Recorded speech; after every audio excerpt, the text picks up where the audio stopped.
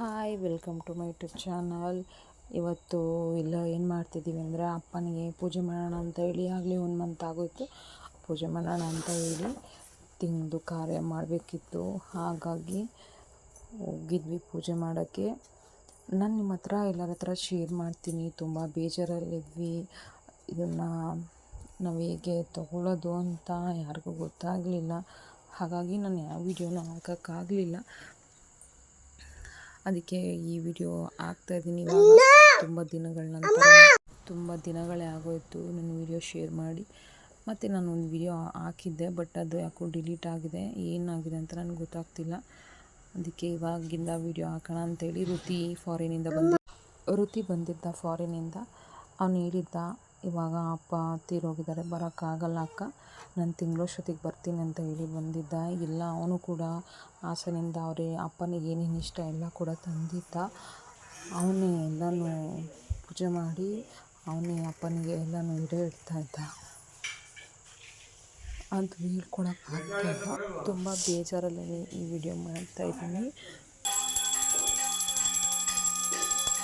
ಅವ್ರಿಗೆ ನಾವು ಈ ಥರ ಊಟ ಇಡಬೇಕಾಯ್ತಲ್ಲ ಅಂತ ಬೇಜಾರಾಗ್ತಾಯಿದೆ. ಬಟ್ ಏನು ಮಾಡೋದು, ದೇವರಾಟ, ಅದನ್ನು ನಾವು ತಗೊಳ್ಳೇಬೇಕು. ನೆಕ್ಸ್ಟು ಇದು 2 days ವಿಡಿಯೋ ಆಗಿರುತ್ತೆ. ನೆಕ್ಸ್ಟ್ ಡೇ ನಮ್ಮ ಅಮ್ಮನ ತಂಗಿ ಮನೇಲಿ ಹಬ್ಬ ಇತ್ತು. ಎಲ್ಲರೂ ಹಬ್ಬಕ್ಕೆ ಹೋಗೋಣ ಅಂತ ಹೇಳಿ ಹಬ್ಬಕ್ಕೆ ಹೊರಟಿದ್ವಿ. ಋತಿ ಕೂಡ ಬಂದಿದ್ದ. ಅವನು ಕೂಡ ಹಿಂಸೆ ಮಾಡಿಕೊಂಡು ಕರ್ಕೊಂಡು ಹೋಗಿದ್ವಿ. ಇಲ್ಲೇ ಇದ್ನಲ್ಲ ಅಂತ ಹೇಳಿ. ಅಪ್ಪು ಸೈಲೆಂಟಾಗಿದ್ದ, ಕೂತ್ಕೊಂಡು ಸೈಲೆಂಟಾಗಿ ನೋಡ್ತಾ ಇದ್ದಾನೆ.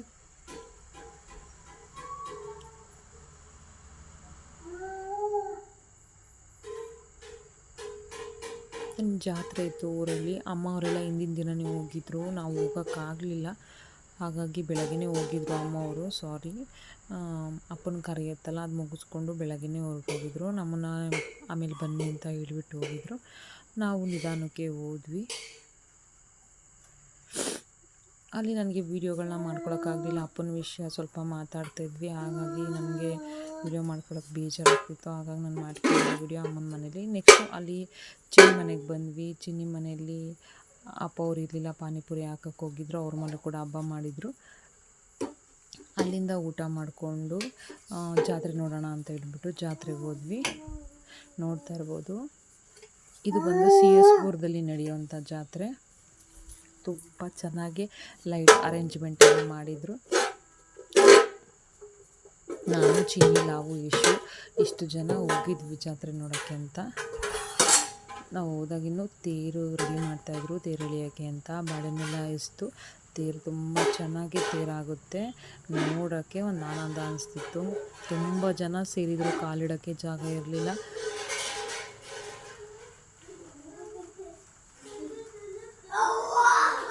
ನೀವೇ ನೋಡ್ತಾ ಇರ್ಬೋದು ತೇರು ಯಾವ ಥರ ರೆಡಿ ಮಾಡ್ತಾಯಿದ್ರು ಅಂತ. ಲೈಟಿಂಗ್ಸ್ಗಳಂತೂ ತುಂಬ ಚೆನ್ನಾಗಿ ಅರೇಂಜ್ಮೆಂಟ್ ಮಾಡಿದರು. ಮತ್ತು ಅಲ್ಲಿಂದ ನಾವು ಜಾತ್ರೆ ನೋಡೋಣ ಅಂತ ಹೊರಟ್ವಿ. ಮಕ್ಕಳಿಗಂತೂ ನೋಡ್ರಿ, ಅಲ್ಲಿ ಆ ಹಬ್ಬ ಕಣ್ಣಿಗೆ. ಮಕ್ಕಳನ್ನಂತ ಕರ್ಕೊಂಡೋದ್ರೆ ವಾಪಸ್ಸು ನಾವು ಬರೀ ಕೈಲಿ ಬರೋಂಗಿಲ್ಲ. ದುಡ್ಡು ಮಾತ್ರ ಸರಿ ಇಟ್ಕೊಂಡು ಹೋಗಬೇಕು ಮಕ್ಳನ್ನ ಕರ್ಕೊಂಡೋದ್ರೆ.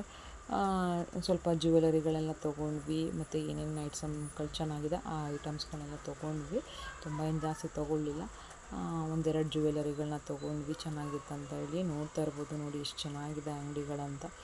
ಮತ್ತು ಇಲ್ಲಿ ಹಿತ್ತಾಳೆದು ಐಟಮ್ ಎಲ್ಲ ಮಾಡ್ತಾಯಿದ್ರು. ಇದು ಕೂಡ ತಾಮ್ರಗಳದ್ದು ಚೆನ್ನಾಗಿತ್ತು. ದೀಪಗಳೆಲ್ಲ ಫೈನಲಿ ಲಾವು ಅವರೆಲ್ಲ ಪರ್ಚೇಸ್ ಮಾಡ್ತಿದ್ದಾರೆ. ಅಲ್ಲಿ ಮಮತಕ್ಕ ಕೂಡ ಸಿಕ್ಕಿದ್ರು. ಇವರು ಬಂದು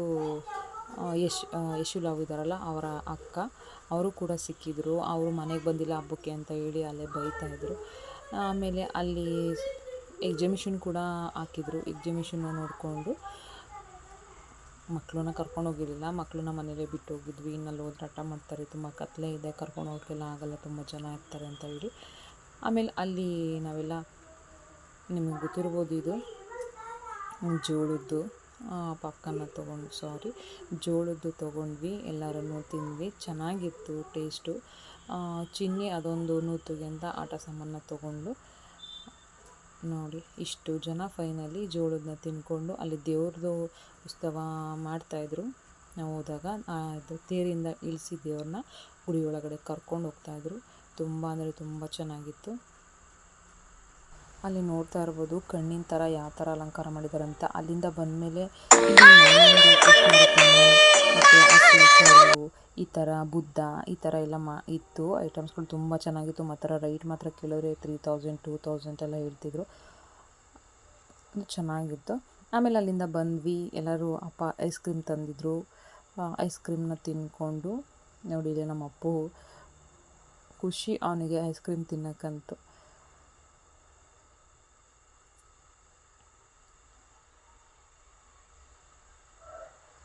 ಆಮೇಲೆ ಕಬಾಬ್ ಮಾಡಿದರು. ಅಪ್ಪು ಕಬಾಬ್ ತಿಂದ. ಅಲ್ಲಿಂದ ಕಬಾಬ್ ತಿಂದ್ಕೊಂಡು ನಾವು ಸ್ವಲ್ಪ ಎಲ್ಲ ಊಟ ಮಾಡಿಕೊಂಡು ಲೇಟಾಗಿ ಹೋಗಿತ್ತು. ಆಗಲೇ ತುಂಬ ಲೇಟಾಗಿ ಹೋಗಿತ್ತು. ಈ ಮಟನ್ ಊಟ ತಿಂದು ಜೀರ್ಣಿಸ್ಕೊಳೋದು ತುಂಬ ಕಷ್ಟ. ಅಲ್ಲೂ ಕೂಡ ಊಟ ಮಾಡ್ಕೊಂಬಂದ್ವಿ. ಇಲ್ಲ ಅಮ್ಮ ತುಂಬ ಹಿಂಸೆ ಮಾಡಿದರು ಅಂತ ಇಲ್ಲೂ ಸ್ವಲ್ಪ ಊಟನ ಮಾಡಿದ್ವಿ. ಇಲ್ಲೂ ಅಷ್ಟೇ ಚಿಕನ್ ಮಾಡಿ ಮತ್ತು ಕಬಾಬು ಮಟನ್ ಸಾರೆಲ್ಲ ಮಾಡಿದರು. ಫೈನಲಿ ನಾವು ಹೊರಡೋ ಟೈಮ್ ಬಂತು. ಎಲ್ಲರಿಗೂ ಬಾಯ್ ಹೇಳಿ ಹೊರಟ್ವಿ. ಅಲ್ಲಿ ಬಂದು ಪೆಟ್ರೋಲ್ ಬ್ಯಾಂಕಲ್ಲಿ ಪೆಟ್ರೋಲ್ನ ಹಾಕಿಸ್ಕೊಂಡು ಅಲ್ಲಿಂದ ನಾವು ಊರಿಗೆ ಹೊರಟ್ವಿ. ತುಂಬ ಲೇಟಾಗಿ ಹೋಗಿತ್ತು. ನಾವು ಹೊರಟಾಗ ಒಂದು 8 ಗಂಟೆ ಆಗೋಗಿತ್ತು. ನಮ್ಮ ವೃತ್ತಿ ಅಂತೂ ನಾನು ಮಾತ್ರ ನಿನ್ನ ಜೊತೆ ಬರಲ್ಲ ಕಣೆ ಅಕ್ಕ ಇನ್ನೊಂದು ಸರ್ತಿ ಅಂತ ಹೇಳ್ತಿದ್ದ. ಅವನಿಗಂತೂ ಅಪರೂಪಕ್ಕೆ ಆಚೆ ಬರೋದು ಅವನಿಗೆ ತುಂಬ ಖುಷಿ ಇತ್ತು. ಬಟ್ ಮಟನ್ ಚಿಕನ್ ಎಲ್ಲ ಜೀರ್ಣಿಸ್ಕೊಳಕ್ಕಾಗಲ್ವಲ್ಲ, ಅದಕ್ಕೆ ಅವನು ಹೇಳ್ತಿದ್ದ ತುಂಬ ನಿಮ್ಮ ಮನೇಲಿ ಫ್ಯಾಮಿಲಿಗಳು ಜಾಸ್ತಿ ಮಟನ್ ಎಲ್ಲ ಜಾಸ್ತಿ ಜೀರ್ಣಿಸ್ಕೊಳಕ್ಕಾಗಲ್ಲ ಅಂತ ಹೇಳಿ. ಅಲ್ಲಿಂದ ನಾವು ಊರಿಗೆ ಹೊರಟ್ವಿ. ಆಮೇಲೆ ಇದು ನೆಕ್ಸ್ಟ್ ಡೇ ಬಂದುಬಿಟ್ಟು ಊರಿಗೆ ಹೊರಡ್ತೀನಿ ಅಂತ ಹೇಳಿ ಊರಿಗೆ ಹೊರಟಿದ್ದ. ತುಂಬ ಬೇಜಾರಾಗ್ತಿತ್ತು. 2 ಡೇಸ್ ಎಷ್ಟು ಬೇಗ ಕಳೆದೋಯ್ತು ಅಂತ ಅನ್ನಿಸ್ತಿತ್ತು. ಎಲ್ಲರ ಹತ್ರನೂ ಆಶೀರ್ವಾದನ ತೊಗೊಂಡು ಒಳ್ಳೆಯದಾಗಲಿ ನನಗೆ ಅಂತ ಹೇಳಿ, ಇದು ಒಂದು ಯಾವಾಗಲೂ ಸಂಪ್ರದಾಯ ಹಾಗೆ ಮಾಡೋದವನು.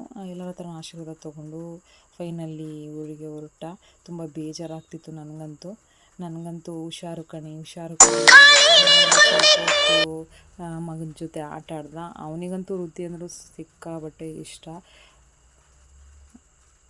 ಕಿಸ್ ಎಲ್ಲ ಕೊಟ್ಕೊಂಡು ಊರಿಗೆ ಹೋಗ್ತಾನೆ ಅಂತ ಹೇಳಿ ಊರಿಗೆ ಕರಿತಿದ್ದ. ಹಾಸನಿಗೆ ಬಾ ಅಂತ. ಇಲ್ಲ ಮಮ್ಮ ನಾನು ಬರೋಲ್ಲ ಅಂತ ಹೇಳಿ ಅವನ್ನ ಹಗ್ ಮಾಡಿಕೊಂಡು